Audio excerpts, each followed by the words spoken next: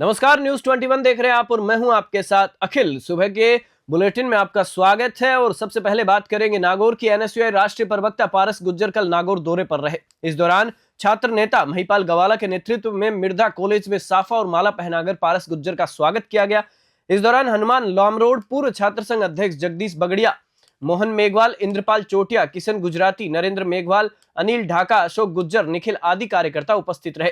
पारस गुज्जर ने कॉलेज परिसर का निरीक्षण भी किया। प्रेस कॉन्फ्रेंस के दौरान पारस गुज्जर ने क्या कुछ विचार व्यक्त किए, देखिए नागौर से ब्यूरो चीफ मोहित रांकावत की रिपोर्ट में। हाँ जी, बताएं। देखिए, जिस प्रकार से सरकार का 1 साल पूर्ण हुआ है, इस 1 साल के अंदर ये जो पर्ची सरकार है भजनलाल जी की, ये पूरी तरह से फेल्योर रही है। चाहे वो किसानों के मुद्दे हो, चाहे महिला सम्मान की बात हो, चाहे प्रदेश के अंदर विकास की जो गति कांग्रेस की सरकार में थी उसको आगे बढ़ाने की बात हो। और मुख्यतः मैं चूँकि एनएसयूआई से आता हूँ तो मैं युवा और छात्रों की बात करूँगा। तो ये सरकार छात्र संघ के चुनाव नहीं करवा पाई। ये सरकार 1 लाख युवाओं को रोज़गार देने की बात कर रही थी, उसको ये पूरा नहीं कर पाई। 23,000 की इन्होंने जो सफाई कर्मी की भर्ती निकाली उसको ये पूरा नहीं करवा पाई। और जो बेरोजगारी भत्ता हमारी सरकार एक युवाओं को जो देने का काम करती थी, उस बेरोजगारी भत्ते को इन्होंने पिछले 12 महीने से बंद कर रखा है। नई कोई भर्तियां निकाली नहीं जा रही। और स्कूलों के अंदर किस प्रकार से तबादलों को लेकर के जो ऊहापोह की स्थिति बनी हुई है उस पर इन्होंने कोई काम नहीं किया। और विशेष करके जिस प्रकार से कॉलेज और स्कूलों के अंदर शिक्षा का जो स्तर गिरा है, क्योंकि शिक्षा मंत्री जी को खुद को पता नहीं कि मैं क्या बयान दे रहा हूँ और किस बयान को मुझे कब वापस लेना है। और पर्ची सरकार वही काम करती है जो दिल्ली को इनको आदेशित होता है। बाकी इनके खुद का कोई रोड मैप नहीं है कि किस प्रकार से इस प्रदेश को आगे बढ़ाना है। खाली जो हमारी सरकार के समय जो जन कल्याण की योजनाएं लागू हुई, जो जन कल्याण के काम हुए, उनको अटकाने का काम, उन पे समीक्षा के नाम पे उन जो विकास की परियोजनाएं थी उनको बंद करने का काम ये सरकार कर रही है।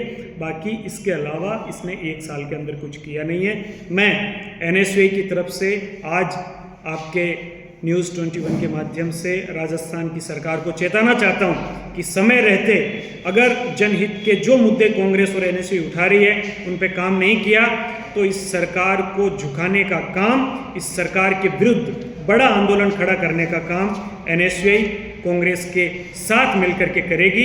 और छात्रों के मुद्दों को लेकर के एनएसयूआई जिला लेवल पर और स्टेट लेवल पर जयपुर में बड़ा आंदोलन बहुत जल्दी करने जा रही है। डीडवाना शहर के निकटवर्ती आजवा फाटक के पास रेलवे ट्रैक पर ट्रेन की चपेट में आने से एक विवाहिता की मौके पर ही मौत हो गई।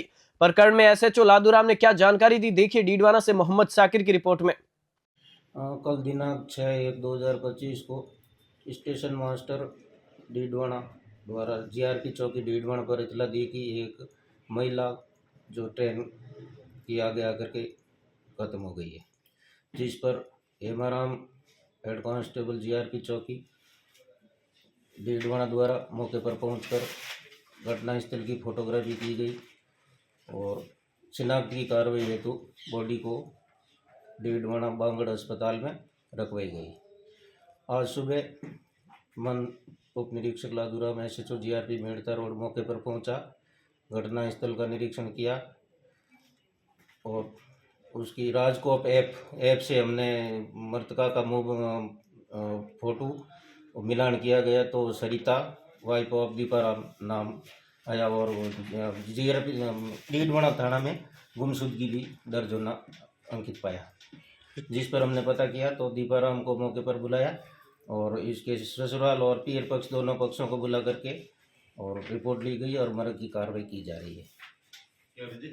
भरतपुर में नाकाबंदी के दौरान एक अज्ञात ब्लैक स्कॉर्पियो ने बयाना के एडिशनल एसपी की सरकारी बोलेरो कार में जोरदार टक्कर मार दी। रोकने के लिए नीचे उतरे एएसपी के ड्राइवर मुकुट सिंह गुज्जर और गनमैन मधुबन सिंह को भी स्कॉर्पियो ड्राइवर ने टक्कर मारने का प्रयास किया। टक्कर से एएसपी की सरकारी गाड़ी के आगे का बम्पर टूट गया और बाईं तरफ की खिड़की और साइड में रगड़ के निशान बन गए। पीछा करने के दौरान करीब 5 किलोमीटर आगे स्कॉर्पियो का टायर ब्रस्ट हो गया और ड्राइवर स्कॉर्पियो को मौके पर ही छोड़कर खेतों में भाग गया। स्कॉर्पियो में केमिकल की 14 खाली कैन मिली है। एएसपी हरिराम कुमावत ने इस मामले की क्या कुछ जानकारी दी, देखिए भरतपुर से सोहन सिंह योगी की रिपोर्ट में। जैसा कि सायंकालीन गश्त हमारी नियत होती है, तो कल शाम को मेरी सायंकालीन गश्त ड्यूटी थी 6 PM से लेकर के 11 PM के मध्य। करीब 10:15 बजे के करीब की बात है कि एक RJ14 UK 7189 नंबर की काली स्कॉर्पियो गाड़ी ये पंचायत समिति से कुंडा तिराई की तरफ जा रही थी। हम लोग सामने से आ रहे थे, उसमें कुछ गतिविधि संदिग्ध पाई, तो इस चालक ने जब रोकने की कोशिश की तो उसके स्कॉर्पियो चालक ने गाड़ी को सीधी टक्कर मार दी। उसके बाद में और साइड से कट करके जो ही मेरे गनमैन ने उसको रुकवाने की कोशिश की, तो गनमैन के भी बिल्कुल टक्कर मारते मारते वो साइड से गनमैन ने मुश्किल से अपने आप को बचाया।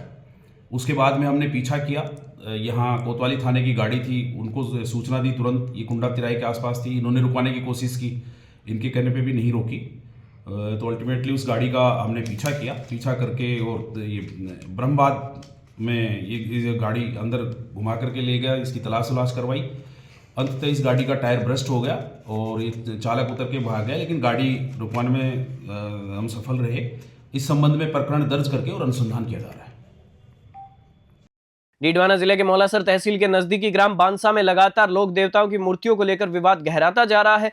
पक्ष विपक्ष दोनों की ओर से लगातार ज्ञापन दिए जा रहे हैं, बयानबाजी का दौर जारी है, लेकिन प्रशासन इस पर अब तक कोई संज्ञान लेते नजर नहीं आ रहा है एवं किस तरह की अपनी ओर से कोई कार्रवाई नहीं कर रहा है। ना तो दोनों पक्षों को समझाइश की कार्रवाई कर रहा है और ना ही कोई और कार्रवाई कर रहा है। वहीं आज एक बार फिर ग्रामीणों ने एक ज्ञापन जिला कलेक्टर को सौंपा है। मामले पर ग्रामीणों ने क्या कुछ कहा, देखिए डीडवाना से मोहम्मद साकिर की रिपोर्ट में। मूर्ति को लेकर एक पक्ष उसके विरोध में है, एक पक्ष उसके समर्थन में, क्या ये पूरा मामला है?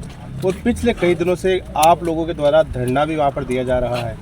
देखो, ये गलत अफवाह फैला रहा है। जो मूर्तियाँ जो रखी है ना, वो मूर्तियाँ नहीं है, वो चौराया है। चौराया पर कोई मूर्ति रखी नहीं जाती है।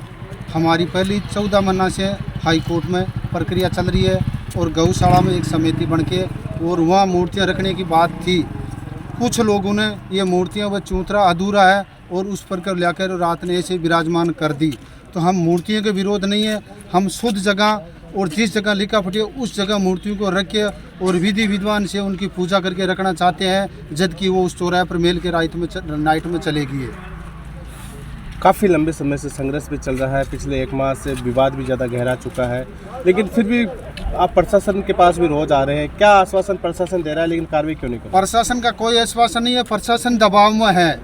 प्रशासन दबाव में है, कांग्रेस और बीजेपी दोनों मिली भगती है।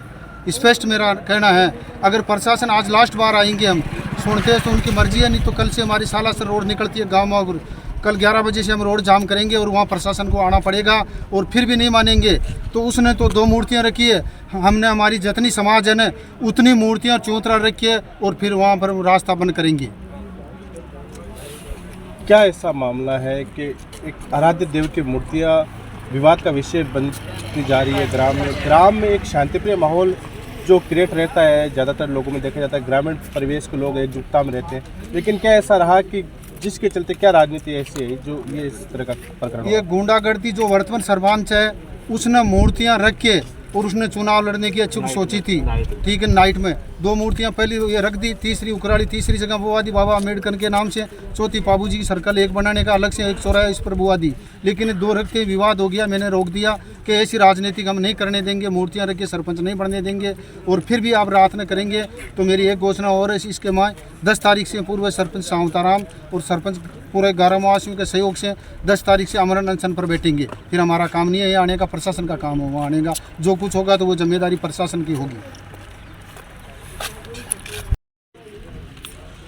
धरना चल रहा है, प्रदर्शन चल रहा है, विवाद भी चल रहा है, पक्ष विपक्ष दोनों भी चल रहे हैं, लेकिन इस धरने का निष्कर्ष क्या रहेगा आपका?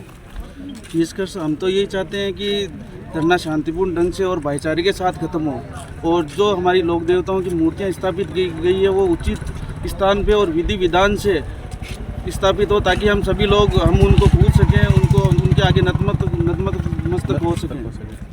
और हम ये चाहते हैं कि प्रशासन किन कारणों से मतलब उन जो लोग उपद्रवी है जिन्होंने 14 दिसंबर की रात को मूर्तियाँ अचानक बिना विधि विधान के, बिना ग्रामीणों की सहमति के मूर्तियाँ रख दी और सनातन का जो उन्होंने अपमान किया है, उन लोगों को जो प्रशासन किन्हीं राजनीतिक कारणों से उनको मतलब उनको संरक्षण दे रहा, अभी तक उनको गिरफ्तार नहीं किया है। हम उसके विरोध में आज महीने भर से कम बैठे हैं धरने पर, और हमारा प्रशासन कोई सहयोग नहीं कर रहा है, जिसके लिए हम आज दूसरी बार कलेक्ट्रेट हाउस आए हैं और प्रशासन को चेतावनी आई। अगर प्रशासन ने हमारी नहीं सुनी तो यह शांतिपूर्वक आंदोलन उग्र होते हुए भी देर नहीं लगेगी, क्योंकि जो वो कर सकते हैं वो हम भी कर सकते हैं, जिसकी संपूर्ण जिम्मेदारी प्रशासन की होगी और प्रशासन ही जिम्मेदारी लेगा। कई बार देखा जाता है कि इस तरह के जो कोई विवाद चलते हैं तो उनमें प्रशासन रात्रि का फ़ायदा उठाकर उनको जो धरना है या जो भी अनशन करता है उनको खदेड़ने का कार्य करता है। लेकिन हमारे इस मामले में उल्टा हो रहा है, प्रशासन और जो राजनीतिक पार्टियां हैं वो उनको संरक्षण दे रही है। ये एक अलग ही मामला है। हम न किसी मूर्ति के खिलाफ नहीं है, ना विरोध में। हम तो सिर्फ सनातन का सम्मान करना चाहते हैं और सभी सनातनियों से निवेदन करना चाहते हैं कि आओ और हमारे साथ हमारा सहयोग करो, ताकि हम हमारे लोक देवताओं को उचित सम्मान दे सकें, क्योंकि लोक देवता हमारे एक आपके एक ना ही आपके हैं ना ही हमारे हैं, सब वो सबके हैं, तभी वो पूजनीय है। आपका नाम? मेरा नाम सूरजबान सिंह है। सोजत सिटी के निकटवर्ती ग्राम चंडावल में दीवारों पर टाइल्स लगाने के दौरान एक युवक के हाथ से ग्लैंडर छूट गया और पेट में जा घुसा, जिसकी वजह से युवक की आंतें और आमाशय बाहर निकल आए। गंभीर हालत में युवक को सोजत अस्पताल लाया गया, जहां डॉक्टरों ने करीब 1.5 घंटे के ऑपरेशन के बाद युवक की जान बचा ली। प्रमुख चिकित्सा अधिकारी डॉक्टर राजेश गुप्ता ने बताया कि हिंडोन के रहने वाले साहिल के साथ ये हादसा हुआ। वरिष्ठ सर्जन डॉक्टर देवी सिंह चौधरी के निर्देशन में मरीज की जटिल सर्जरी हुई, जिसमें 1.25 घंटे के बाद उसके पेट से बाहर निकले आमाशय और आंतों को बिल्कुल सही हालत में पेट के अंदर सही जगह पर व्यवस्थित कर दिया गया, जिससे युवक की जान बच गई। सोजत सिटी से नत्थाराम बोराना की रिपोर्ट।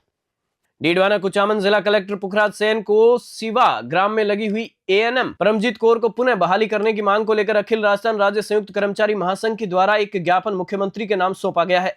गौरतलब है कि सिवा उप स्वास्थ्य केंद्र पर कार्यरत महिला स्वास्थ्य कार्यकर्ता परमजीत कौर को एक महिला का प्रसव नहीं करवाने के कारण निलंबित कर दिया गया था। मामले पर पिंकी यादव ने क्या कुछ कहा, देखिए डीडवाना से मोहम्मद साकिर की रिपोर्ट में। हमारे जो एक सिस्टर हैं परम जी, वो 30 साल से सीवा गांव में पोस्टेड हैं और कोई रात को 12-1 बजे कोई डिलीवरी आई थी और डिलीवरी पेशेंट भी नहीं आया, साथ में 4 जने आए थे, कोई 2 गाड़ियां लेके शराब पी के आए थे। वो उनको जाने के लिए बोल रहे थे कि आप डिलीवरी कराने चलो, तो सिस्टर ने जाने से मना कर दिया क्योंकि उनके पास साथ लेडी नहीं थी, ना ही उनके साथ कोई पेशेंट था। तो फिर अभ्यर्थी जो थे आगे वाले, उन्होंने फिर इनको करवा के इनको एपीओ करवा दिया और साथ में एपीओ के बाद में सस्पेंशन ऑर्डर भी आ गया। इसलिए हमारी मांग ये है कि हमारा सस्पेंशन ऑर्डर वापस लिया जाए और सिस्टर को बाइज्जत मतलब अपनी ड्यूटी ज्वाइन करने के लिए बहाल किया जाए। आपका शुभ नाम? मेरा नाम पिक्की यादव, एनएम एलएचयू संघ ऑफ राजस्थान की जिला अध्यक्ष नागौर। डीडवाना जिले के लाडनू उपखंड क्षेत्र में लाडनू बस स्टैंड पर एक 70 वर्षीय महिला तारा देवी पत्नी नानूराम को रोडवेज बस ने लापरवाही से चलाते हुए टक्कर मार दी, जिसकी वजह से महिला वहीं गिर गई और गंभीर रूप से घायल हो गई, जिसे वहां से लाडनू के सरकारी अस्पताल ले जाया गया, जहां पर डॉक्टरों ने उसे मृत घोषित कर दिया। वहीं घटना की जानकारी पर पुलिस भी मौके पर पहुंची एवं सारे घटनाक्रम की जानकारी ली और रोडवेज बस को भी पुलिस के द्वारा थाने लाया गया। वहीं एक लिखित शिकायत मृतका के पुत्र के द्वारा दी गई है। शिकायत के आधार पर पुलिस ने अपनी आगे की कार्रवाई करते हुए शव का पोस्टमार्टम कराकर परिजनों को सुपुर्द कर दिया।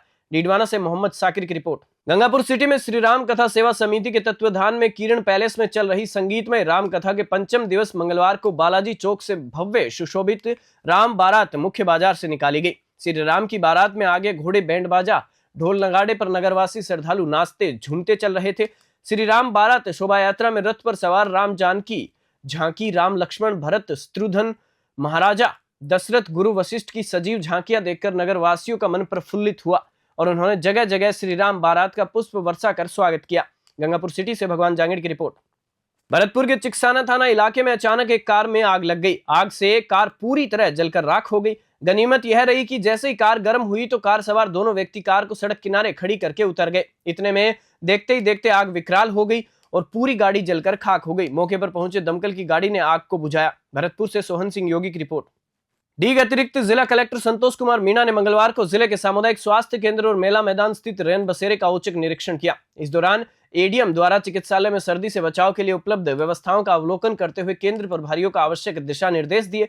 उन्होंने सीएचसी का निरीक्षण कर उपलब्ध स्वास्थ्य सेवाओं का अवलोकन किया। एडीएम मीणा ने मेला मैदान स्थित रैन बसेरे का व्यापक प्रचार प्रसार करने के निर्देश दिए ताकि डीग सहित अन्य स्थानों से आने वाले आमजन राज्य सरकार द्वारा संचालित रैन बसेरे का लाभ उठा सके। डीग से पंकज शर्मा की रिपोर्ट। बुलेटिन में फिलहाल इतना ही। आप देखते रहिए न्यूज़ 21।